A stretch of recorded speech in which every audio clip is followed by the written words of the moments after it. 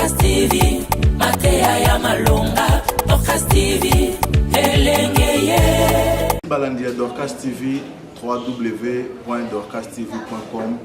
Merci de la confiance au Bopé Sarabiso, encore une fois. Biso te bisabino, biso musala kaka, to tambolaka partout, pour nous coloquer l'information. Vraiment, vous avez dans les réseaux sociaux, dans Facebook, tout le monde qui Mumbu Nzambe, Thomas Nzambe, Nenga Sala Musala, Musala Nzambe, la voyage Kili. Alors, à Kiti, dans la République démocratique du Congo, à Zongi na Mabele, c'est pourquoi Biso te préféré pour payer déjà des informations. Pour voir que Musala Nzambe a commis déjà, Biso doit vitesse information. Donc, Dorcas TV, vitesse information. Donc, Musala Nzambe Azawa, ce que vous avez tout dans Musala Nzambe Monani.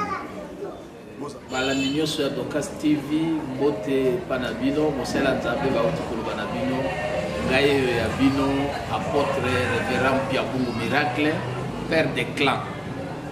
Père des clans, parce que Nazala Mabota Ebele, Nazala Musala, Namaboka Ebele, Nauti tout droit Nangola. On a sali presque un mois, 3 semaines. Na zongi na sali musala munene na Luanda, na sali musala munene na Dondo, et pas ya révérend Mbuta Marcus azoka na musika nzamba pambolae. Na Luanda na travaillé dans l'église Ebele ya Bingai, na travaillé dans l'église à Lion de tribu de Juda na Kabinda, na travaillé na Soyo et pas ya muninga na ngana libera mingi André Tumba. O Nzamba Pambolo bisika oza mosala Nzambe ya bakanga malamu mingi alojanga na hotel ya Valère et pas ya mokonzi munene wazaki administrateur du territoire ya Soyo mosala Nzambe oyo akomi kokamba église munene ya bandeko na biso kuna ya Ngola Nzambe apambola Pasquale bisika azali bisika azala loger na hotel na ye Nzambe apambola mingi André Tumba bisika ozali Nzambe apambola bino révérend Piabungu apôtre miracle de Wabino na Dorcas TV. Merci. Bino Mboki na lingaka ya moi bimisa père de clan. Parce que notre la ba commentaire ya Musali na Nzambe ya solo na kati ya Londres pasteur Joël Longo, oyo calamité bozo album na izo ya na Kinshasa boko sepela boko pambola parce que on les a les pamboli ya Nzambe ya sala ka père je suis fier de vous. Ya fier ya papa ne parce que Musala Nzamba osala misala ezo mon appel. Question na liboso ezali banguya wana yo la sabisa mamba kali sila déjà kala l'église Nzamba eza suna nguya te kuma ngana ba polémique mais yo soko leki kaka bato bakoya kaka secret no peneza nini parce que tozo mona kolekano zaka bidozer apporte kaka bidozer azoleka secret na ngai liboso eza na no fidélité pa Nzambe na mission a pesingai objectif Nzambe atinda ngai na tambola mokimobimba na ebisa bato oyo bayebi Nzambe te bayeba Nzambe parce que mission na biso eza kolobela plan merveilleux ya Nzambe na bato oyo babwakama bato baza négligé lokola Zaché azaki chef républicain bato banégligé la Bible lobi Yesu lobi aza fils d'Abraham to azaki sans valeur mais Nzambe azo considéré les ana bato mususu et pas bato baza négligé mais pas Nzambe azo mona bango baza bato baza na lumière na ye bato bakamwaki bato nyonso balanda Yesu ndenge na te aka Yesu akutana bango na nzela pe bango bakote bapanzana basilana mais pas Zaché abiloko za fils d'Abraham na olala lelo na ndako na yo donc bato mabe bato baza abandonné aza bato Nzambe avandaka na ndako na bango siko bato bakanisa bato nde baza na vie mo ya lixe bato bazomimona ndeti baza likolo bango nde Nzambe azala na bango te Nzambe avandaka na bato oyo atiaka kate na bato oyo baza mosika lokola biso na masina ndeti bato balobaka na définition na nsima suka ya bato nyonso nde esika Nzambe azala. Merci Père. Eza pour nous flatter au thé. Vraiment, na évité bana Nzambe likama Nzambe zalikama motema Père. Zalikama motema na sens nini. L'autre mon église ils ont exploité baptême belé.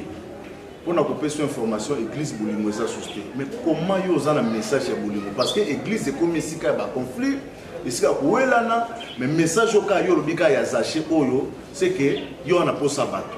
On a un message d'amour.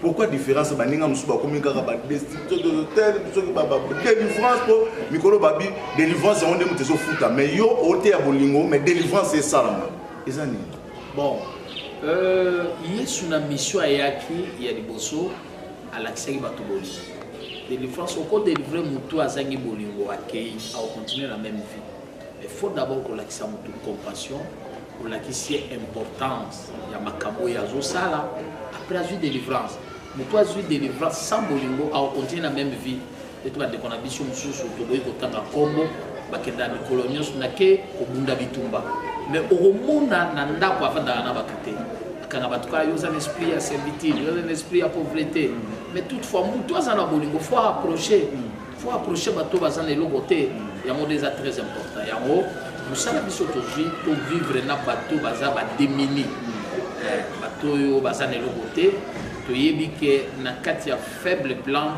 nzambe akobimisa baplan to eza fort voilà mission toza nango yango apôtre Paul alobi biso tozokende évangile na bato baza na eloko te tozokoenrichir bango biso tona besoin ya kozwa oyo eza pa bato te mais topesa bato bakoma bato bozwi voilà mission oyo ngai nzambe apesinga makasi ya kosala mosala yango wana yango même soki oyepa na biso na église tozala na condition te likasa la fiche avokutana nga audience te protocole kuta azala te place naza okomi tosololi tokabwana donc voilà un peu de biso toyebi.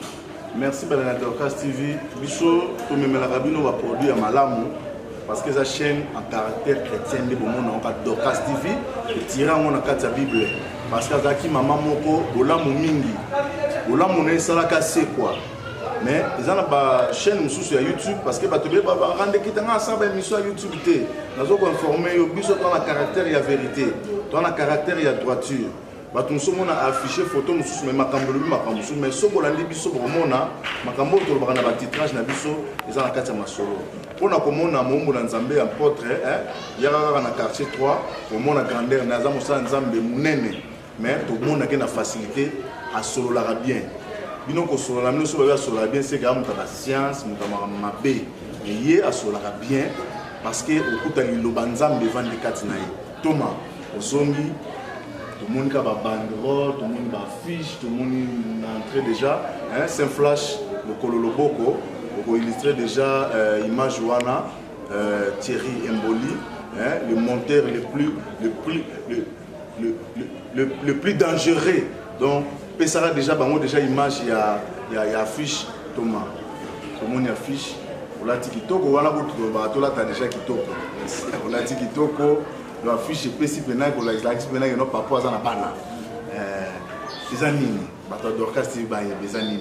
Bon, tous les événements beaucoup monnaie, événements wana Nzambe a inspiré ngai pour le bac bateau nyos va le Nzamba lobby, mais toutefois Nzamba solo na ngai na confirmer ngo on a même bateau na makambo oyo ko même bango na lumière.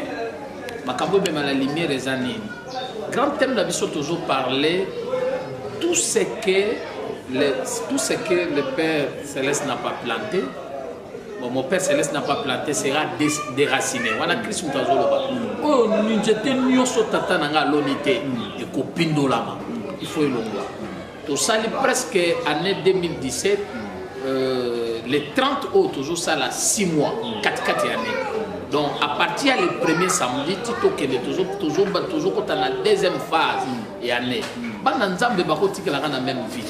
Pendant tout ce temps, ils ont battu belé, bazaki na ba promesse Nzambe, bazala ki kondima ke année o makambo ko fungwama.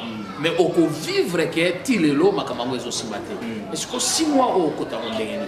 Et ça n'a makambo mususu o papa lona quitté parce qu'il y a les plantes que le père plante et il y a aussi les plantes que quand on dit que c'est que le père n'a pas planté sera déraciné. C'est que le père a une plante à planter mais tout le temps a une plante na ego alonaka et na té on a expliqué bateau des explications il y a langage il y a basal Nzambe Adana Ève na Ézéchiel.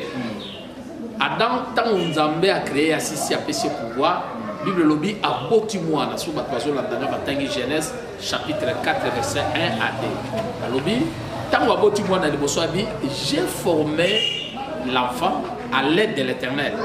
où j'ai créé l'enfant à l'aide de l'Éternel. Mais Ézéchiel, tant que Batouba commis le squelette, mais commis Mikwa, Ézéchiel 37. Zamba Ebissé dans verset 3. Est-ce que Mikwa est vivre? Il y a dit, ah, yo yebi. Donc, tant que Siko a l'obi Nanzambe yo yebi, Kola l'obi ne malamoro souffle. Donc, Zamba moni humilité na kat Ézéchiel, à sentir que Ézéchiel est incapable.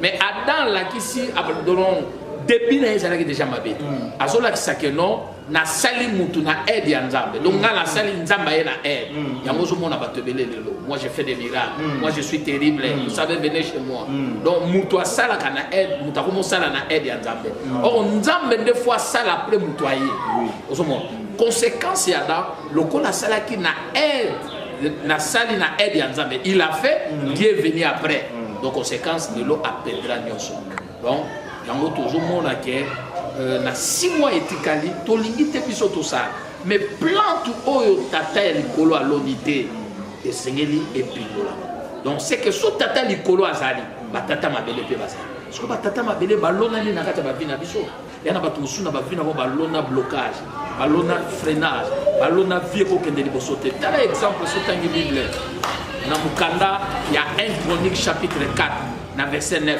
Les gens garçons comme des Jaébet. Jaébet a le plus considéré dans la famille, mais battu les limites. Donc, Bible lobby, abandonne qui vivre vie moko, bazo honorer mais bazo vivre les souffrances.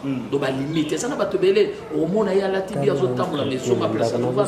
Songa na kota na motema ba problème za na mo. Donc bato ba moni joyeux, bato ba moni en bonne santé mais ba problème za na quatre na très difficile. Et ça n'a pas plante moko.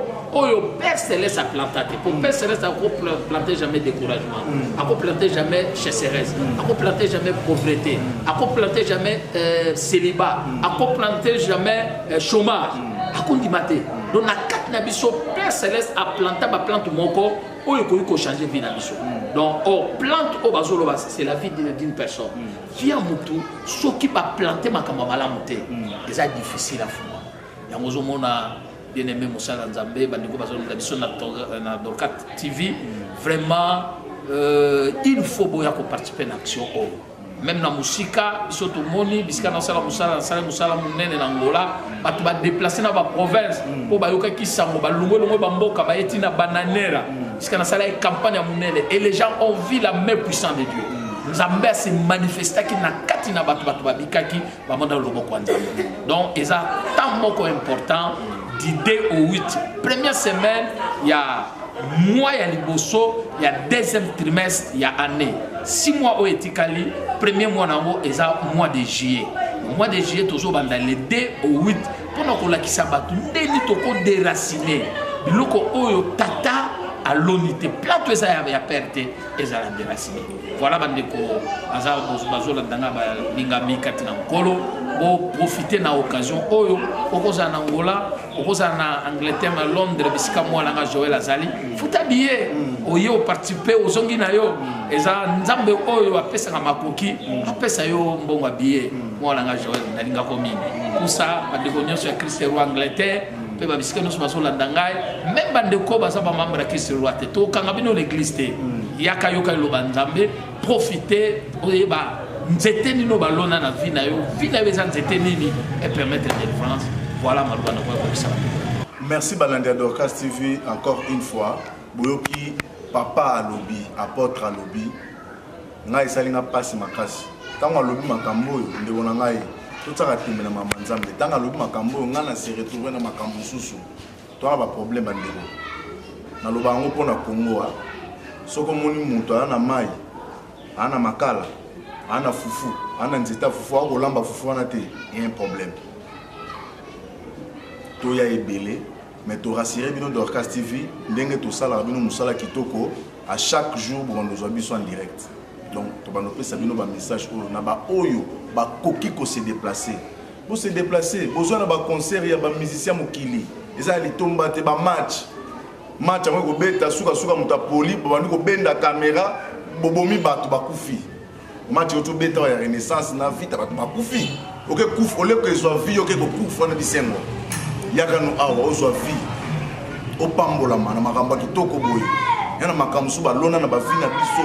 obotami oyebi makambo asala na vie na yo te ozotambolaka ne ozoba likambo na motu te nayiba eloko ya motu te oyiba eloko ya motu te me bato bazalaka liboso na yo oyebi makambo asala na vie na yo oyebi makambo aloba parce que bato mosusu basinela biso bacontrat yo osina no contrat te me motu mosusu asinela yo toyoka na histoire ya Jésus tant bazonga baboma Jésus Pilate asokoli maboko abi bato na moni mino boza bakulu na bolinga o mamuto bato fele na na sokoli maboko vraiment makambo etalinga te etali bino mobabi makila ne ya na mutu na biso ya bana biso ya bakoko na biso basinele yo contrôle yebité o makila Jésus azaki juste et retombaki sur bango leo tokoma kolela mama Shabana lobaki yango tokoma kolela toboti basala ya Nzambe toboti bakonza mboka mais tozolela vraiment annonce yango yo bana na Nzambe o bana mutema bofuta babiye boya Angola partout tout ça l'appelle monde mumba boya bo pambolama Nzamba pambola bino toma liloba suka ezanini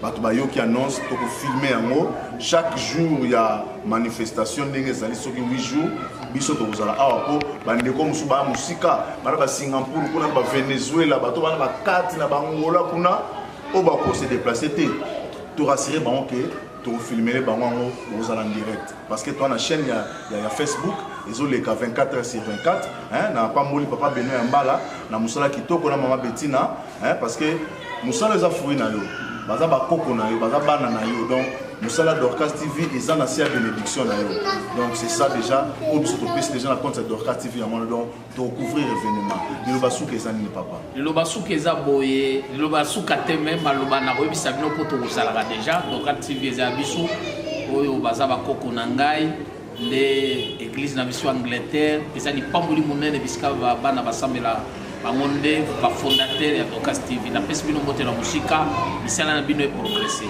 maloba nangeza boye occasion oyo ezongaka te Nzambe azalaka na temps oyo apermetaka makambo malamu bandeko nyonso bazolanda biso tozobondela bino na bolingo ya Nzambe boya na événement toza na avenue Lunda numéro 8 na quartier 3 Masina référence ba deux stations talani pe en face ya ex boulangerie Grecosa de bisika tozali toza lointain na boulevard 4e parcelle na boulevard Bomona église Christ Roi soki bolingo zo biso na téléphone numéro tozo utiliser eza 089 82 300 81 na bandeli parce que mbaleleki bato basoki yango na erreur eza 089 82 30 081 donc soki bo bengi biso bokozwa biso numéro na biso mosusu eza 081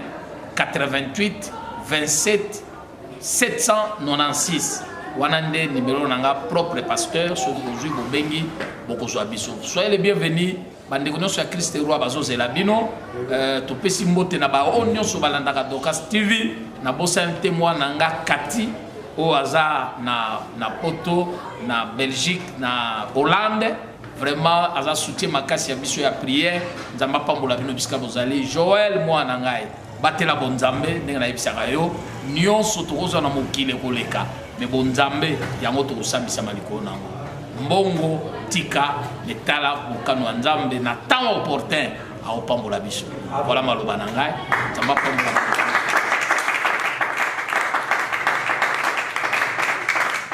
1, 2, 3 Dorcas TV elengi na kotala Dorcas TV émission ya kitoko Dorcas TV mateya ya malonga Dorcas TV